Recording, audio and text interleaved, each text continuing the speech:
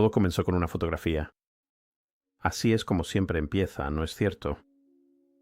Llevaba 3 horas sumergido en un archivo digitalizado de materiales promocionales circenses del siglo XIX, ese tipo de madriguera en la que caes cuando se supone que deberías estar haciendo otra cosa completamente distinta cuando la encontré. Una tarjeta de gabinete en tono sepia, circa 1880, de una exposición itinerante estadounidense. 2 hombres con sombrero de copa están de pie a la altura del pecho de una tercera figura. La tercera figura no está de pie sobre una plataforma. No hay ningún truco de perspectiva forzada que pueda identificar con certeza. No hay ninguna caja bajo sus pies. No hay ningún ángulo de cámara que explique de manera obvia la proporción. Simplemente es grande, enormemente, inquietantemente grande. El pie de foto decía, el célebre gigante, una maravilla de la naturaleza o el mejor engaño del arte del espectáculo.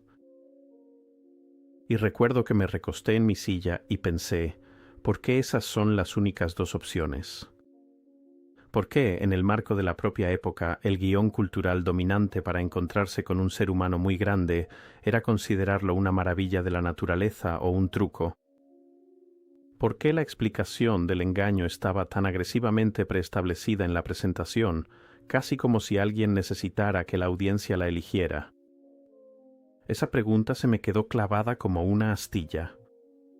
Cuanto más profundizaba en el archivo, más se me iba incrustando esa astilla. Lo que encontré no fue una sola curiosidad. Era un patrón. Un patrón repetitivo, transcontinental y sospechosamente bien coordinado que, una vez lo ves, realmente no puedes dejar de verlo.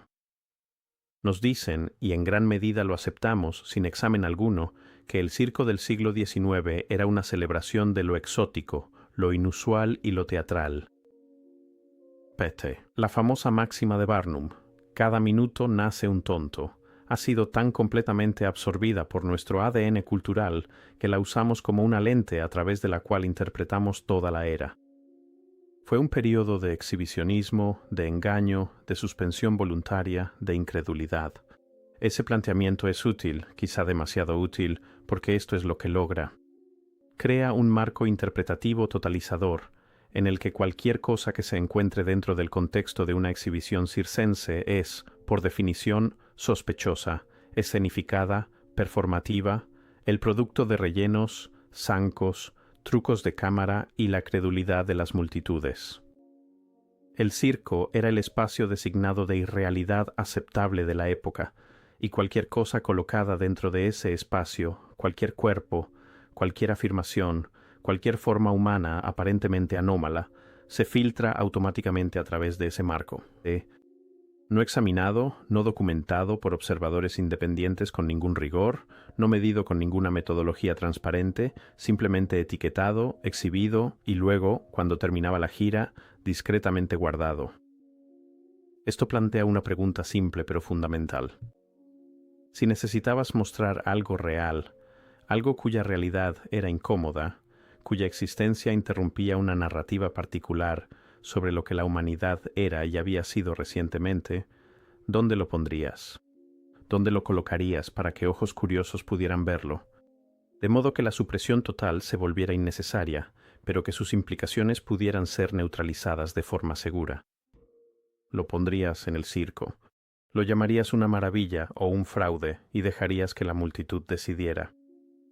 Y la multitud, condicionada por décadas de espectáculos al estilo Barnum, casi siempre elegiría el fraude. Siempre. Hablemos de los propios gigantes. No la leyenda, no la mitología, sino los individuos documentados, publicitados, con recibos y que recorrieron giras bajo pancartas de circos y exposiciones itinerantes por Norteamérica y Europa, aproximadamente desde la década de 1850 hasta la de 1910. Vale la pena detenerse en los nombres que se les dieron. Coronel Rout Goshen, el gigante árabe. Capitán Martin Van Buren Bates, el gigante de Kentucky. Angus MacAskill, el gigante de Cape Breton. Chang Yu-sing, el gigante chino. Edward Beaupre, el gigante de Willow Bunch. Ella Ewing, la giganta de Missouri, y docenas más. Desde Suecia, desde Rusia, desde los territorios otomanos, desde Brasil, desde el continente africano, el patrón se repite con una precisión inquietante en cada continente que había estado recientemente dentro de la memoria viva. Parte de la gran disrupción que algunos investigadores asocian con una civilización global preexistente, mucho más antigua. En todas las regiones donde aún permanecen, de alguna forma, mapas antiguos, edificios antiguos, infraestructuras antiguas de origen disputado. En cada lugar donde los huesos de la tierra parecen aún portar la memoria arquitectónica de algo que existió antes de que comenzara el mundo que nos dijeron. Todos ellos aparecen, completamente formados, en los registros de exhibición. Casi ninguno de ellos tiene documentación sólida sobre sus vidas anteriores. Historias huérfanas, orígenes vagos, atribuciones geográficas que cambian entre materiales promocionales. Árabe, Kentucky, chino, etiquetas de conveniencia, no biografía. Y aquí viene la parte más extraña. Cuando intentas rastrear sus linajes hacia atrás, para encontrar los registros familiares, los documentos de nacimiento, los registros parroquiales, el censo, las anotaciones que en el siglo XIX, cada vez más burocrático, deberían existir en abundancia, se desvanecen poco a poco. Muy delgada. En algunos casos prácticamente desaparece. ¿Por qué? Ahora bien, quiero ser cuidadoso aquí. No soy biólogo, no soy médico, y no voy a hacer afirmaciones definitivas sobre lo que la fisiología humana puede o no puede producir, pero sí voy a señalar algo que la evidencia parece sugerir, y te voy a pedir que lo consideres. Las alturas registradas oficialmente de los llamados gigantes de circo del siglo XIX se agrupan en una franja sorprendentemente estrecha. 7 pies 8 pulgadas, 7 pies 11 pulgadas, 8 pies 2 pulgadas. Los casos más famosos rondan justo por debajo o alrededor del umbral de los 8 pies, con un pequeño número de casos atípicos que lo superan. Esto se presenta como el límite superior natural de la variación humana extraordinaria. La literatura médica de la época lo enmarca como algo patológico: gigantismo, acromegalia, anomalía pituitaria. La perspectiva circense reforzaba esto. Aquí había un cuerpo producido por un mal funcionamiento, por el exceso, por una naturaleza que salió mal. Pero consideremos el registro esquelético. No el registro circense, el registro esquelético. Informes de restos excavados que aparecieron a lo largo del siglo XIX en relatos periodísticos desde todo Estados Unidos continental, desde Irlanda, Turquía, Perú y las islas del Pacífico, describen huesos de morfología aparentemente humana, con dimensiones que superan considerablemente las cifras de la era circense. 9 pies, 10 pies, 12 pies en los relatos más extremos. Estos informes son casi universalmente descartados hoy en día bajo el argumento de que aparecieron en periódicos y que los periódicos del siglo XIX eran sensacionalistas, poco fiables y editorialmente indisciplinados. La explicación oficial se desmorona justo aquí, para mí, solo por ese punto, porque los mismos periódicos que se consideran demasiado poco fiables para transmitir. Las mediciones esqueléticas precisas se consideran completamente fiables cuando documentan elecciones, procedimientos legales, transacciones comerciales y las declaraciones de presidentes. Confiamos en ellos selectivamente. Confiamos en ellos cuando su testimonio confirma el mundo que esperamos. Y los descartamos cuando su testimonio lo pone en entredicho. ¿Por qué? Aquí es donde llegamos a algo que me resulta realmente imposible de ignorar, sin importar cuántas veces lo aborde desde un ángulo escéptico. La campaña para presentar a los individuos humanos de gran tamaño como artistas de circo, como entretenimiento, como patologías, como fraudes o maravillas, no fue un fenómeno estadounidense. No fue un fenómeno británico. Ni siquiera fue un fenómeno occidental. Fue global, simultáneo, y extraordinariamente bien coordinado para un mundo que no contaba con telecomunicaciones. En las décadas de 1860 y 1870, mientras las exhibiciones de Barnum estaban estableciendo el modelo interpretativo en el noreste de Estados Unidos, Exposiciones itinerantes con un enfoque sorprendentemente similar estaban operando en Francia, en los estados alemanes, en el Imperio ruso, en la capital otomana, en Calcuta, en Shanghái, en Ciudad del Cabo y en las ciudades de Sudamérica. Diferentes idiomas, diferentes tradiciones de promoción, diferentes contextos culturales para el espectáculo y el asombro, y sin embargo el mismo mensaje esencial, reproducido en todos ellos. Esta persona de gran tamaño es o bien una aberración natural o un elaborado engaño. Elige una. Sigue adelante. No es un movimiento organizado, no es una conspiración con arquitectos identificados, no es una campaña coordinada con un rastro documental, sino una convergencia cultural tan uniforme, tan simultánea, tan consistente en su lógica central que exige una explicación. Piensa cuidadosamente en lo que realmente requería la coordinación global en el siglo XIX. Necesitabas redes de transporte, necesitabas infraestructura de comunicación, necesitabas instituciones, organizaciones de prensa, sociedades científicas, organismos gubernamentales dispuestos a adoptar y amplificar un marco coherente. Y necesitabas que todo eso ocurriera, de manera orgánica y espontánea, entre culturas que al mismo tiempo estaban involucradas en un enorme conflicto geopolítico entre sí. ¿Eso te parece más plausible que la alternativa? Que existía algo, no una conspiración, sino un interés institucional compartido, una necesidad epistemológica común de hacer que ciertos tipos de cuerpos fueran legibles únicamente como entretenimiento. Quiero abordar esto con cuidado, porque aquí es donde el terreno se vuelve más disputado y donde el rigor intelectual es más importante. Existe un creciente grupo de investigadores que trabajan fuera de las instituciones académicas, en su mayoría autofinanciados y en gran parte ignorados, que proponen lo siguiente: la civilización que llamamos Tartaria, que aparece en los mapas europeos con una prominencia sorprendente desde el siglo XVI hasta principios del siglo XIX. Antes de desaparecer abruptamente de la conciencia cartográfica e histórica, no era simplemente una designación geográfica para las regiones de la estepa de Asia Central.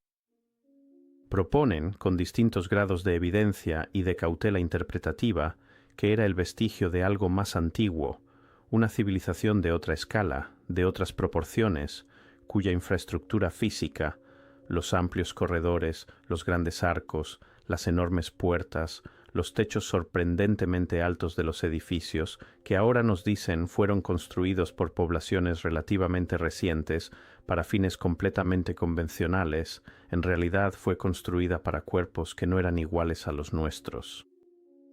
No voy a decirte que esto sea cierto.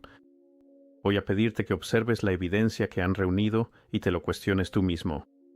Si la explicación oficial de que todas esas puertas, techos y arcos eran simplemente elecciones estéticas, expresiones de ambición, monumentos al ego, realmente te resulta satisfactoria. Y voy a pedirte que mantengas esa pregunta junto al registro circense, porque esto es lo que la evidencia parece sugerir cuando los pones uno al lado del otro. En las mismas décadas durante las cuales lo último del antiguo mundo arquitectónico estaba siendo demolido, remodelado o absorbido para un nuevo uso institucional, aproximadamente entre 1820 y 1910, una ola de individuos humanos inusualmente grandes apareció en los registros públicos, fueron absorbidos de inmediato por la infraestructura del entretenimiento y sistemáticamente presentados como patológicos o teatrales. No eran refugiados políticos ni representantes vivos de un pueblo desplazado. No eran los herederos de una tradición física de una era diferente de la historia humana. Fenómenos o farsantes, esta es la parte que silencia la sala. Varios de los gigantes circenses documentados del siglo XIX murieron bajo custodia institucional o de exhibición, y sus restos fueron retenidos, no devueltos a sus familias, ni enterrados con la dignidad que se extiende a los ciudadanos comunes. Retenidos. Edouard Beaupré, el gigante de Willow Bunch, murió en 1904. Su cuerpo fue exhibido en una exposición itinerante durante años después de su muerte. Finalmente fue adquirido por una universidad, donde permaneció como espécimen durante décadas. Las solicitudes de su familia para la devolución de sus restos y darles un entierro adecuado no fueron atendidas durante casi un siglo. Una universidad mantuvo el cuerpo de un hombre muerto, un hombre de proporciones físicas inusuales, como espécimen científico durante un siglo. Quiero preguntarte directamente, ¿qué estaban estudiando? ¿Qué pregunta respondió su cuerpo que requiriera su posesión continua? ¿Qué tenía su forma física? ¿Qué hizo que la retención institucional fuera preferible al entierro? El silencio que rodea estas preguntas no es el silencio de un registro incompleto. Es un silencio de una forma específica. El tipo de silencio que se forma alrededor de algo que ciertas instituciones han decidido colectivamente no discutir. Una vez que lo percibes, ese silencio se convierte en su propio tipo de evidencia. Antes de que la fotografía se estandarizara, antes de que las convenciones de los estudios se establecieran de manera rígida, existió una ventana, aproximadamente de 1845 a 1875, durante la cual los sujetos fotográficos eran capturados con una consistencia relativa de escala. La tecnología era lo suficientemente nueva como para que la distorsión sistemática con fines comerciales aún no se hubiera convertido en una práctica estándar. Las convenciones de la fotografía trucada se estaban inventando en tiempo real y sus huellas suelen ser, para un ojo entrenado, detectables. En esta ventana, el registro fotográfico de individuos humanos de gran tamaño es impactante. Hay imágenes con las que he pasado bastante tiempo en las que las relaciones proporcionales entre los sujetos no se explican fácilmente, por ninguna combinación de perspectiva, plataforma, calzado o distorsión de lente que haya podido identificar, donde la geometría de la imagen simplemente resiste la interpretación de engaño. No en todos los casos, no de manera uniforme, pero en suficientes casos con la suficiente regularidad como para que la pregunta no se resuelva de manera clara. Y en casi todos los casos, estas imágenes fueron producidas para la promoción circense o adquiridas por ella, lo que significa que entran al archivo ya preetiquetadas, ya interpretadas para nosotros. El pie de foto nos dice cómo mirar, y así miramos. ¿Qué encontraríamos, me pregunto, si elimináramos los pies de foto? Si miráramos las fotografías, como luz que incide sobre una superficie sensibilizada y registra lo que estaba allí, en lugar de verlas como efímeros circenses. Si no preguntamos, ¿es convincente este truco? Si no, ¿qué tendría que ser cierto para que esto no fuera un truco? El gigante de circo, como fenómeno de exhibición sostenido, prominente y repetitivo, esencialmente desaparece del registro público en las primeras décadas del siglo XX. No de inmediato, no de golpe, pero con una rapidez que creo vale la pena señalar. Los primeros años del siglo XX traen nuevos marcos institucionales, el Hospital de Investigación Moderno, la disciplina recién profesionalizada de la antropología, la autoridad consolidada de los museos nacionales y las sociedades científicas. El cuerpo humano, especialmente el cuerpo humano inusual, es transferido gradualmente de la economía de la exhibición a la científica. El fenómeno de circo da paso al estudio de caso médico. Y en esa transición algo se cierra. El estudio de caso médico es un género controlado. Circula dentro de redes profesionales, tras los muros de pago de las revistas académicas, dentro de las paredes institucionales de los hospitales universitarios. No es público, no está disponible para un examen independiente. Es interpretado por profesionales acreditados y reportado en términos que se espera que el público acepte por autoridad. ¿Fue esta transición una evolución natural de la práctica científica? Quizás, probablemente, en muchos aspectos, sí. Pero quiero que notes lo que logró. Trasladó el cuerpo anómalo de la mirada pública a la mirada profesional. Reemplazó la ambigüedad del circo, el engaño o la maravilla por la certeza cerrada del diagnóstico. Disfunción pituitaria, anomalía endocrina, caso cerrado, y las fotografías pasaron a colecciones privadas. Los restos óseos fueron almacenados. Los materiales promocionales fueron adquiridos por archivos especializados con acceso público limitado, y las personas mismas, la memoria viva de lo que habían sido, de dónde venían, de si tenían historias que contar sobre sus orígenes. Eso, que no coincidía con las etiquetas promocionales, desapareció. No oculto, no suprimido, simplemente se permitió que se volviera inalcanzable. Comencé esta investigación con escepticismo. Sigo siendo escéptico ante las respuestas fáciles, las narrativas ordenadas, la tentación de reemplazar un sistema cerrado de explicación por otro. Pero ya no considero suficiente la explicación oficial. La explicación oficial de que los gigantes de circo eran una mezcla de personas realmente altas con condiciones médicas y elaborados engaños teatrales, todo ello absorbido por la cultura del entretenimiento de una época crédula, no explica la consistencia del encuadre a través de culturas que no tenían mecanismos de coordinación. No explica el adelgazamiento de los registros biográficos precisamente en el punto donde deberían ser más abundantes. No explica la retención institucional de restos físicos ni la migración de cuerpos anómalos de la exhibición pública a la custodia profesional cerrada. Justo en el momento en que la arquitectura del viejo mundo estaba siendo demolida y reclasificada de manera más agresiva. No explica el hecho de que las personas descritas en la literatura promocional de su propia época, como los especímenes humanos más extraordinarios de la era, individuos cuya existencia, si se toma al pie de la letra, exigiría una profunda revisión de nuestra comprensión de la historia humana reciente, fueron sistemáticamente situados en un contexto diseñado para hacerlos increíbles.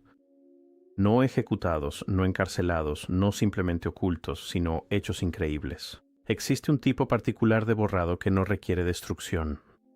Solo requiere una recontextualización. Coloca la evidencia donde pueda ser vista, pero encuádrala de modo que nadie crea lo que está viendo. El circo era, en esta interpretación, no una celebración de lo extraño. Era una revelación controlada.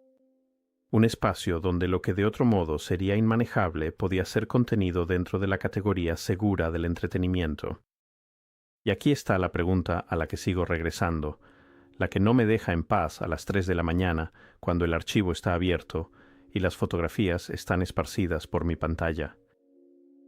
Si estos individuos fueran simplemente personas altas con condiciones médicas, si sus proporciones fueran patológicas, sus alturas explicables, sus cuerpos completamente coherentes con el mundo tal como lo entendemos, ¿por qué las instituciones de la época se esforzaron tanto para asegurarse de que nunca llegáramos a creer del todo en ellos?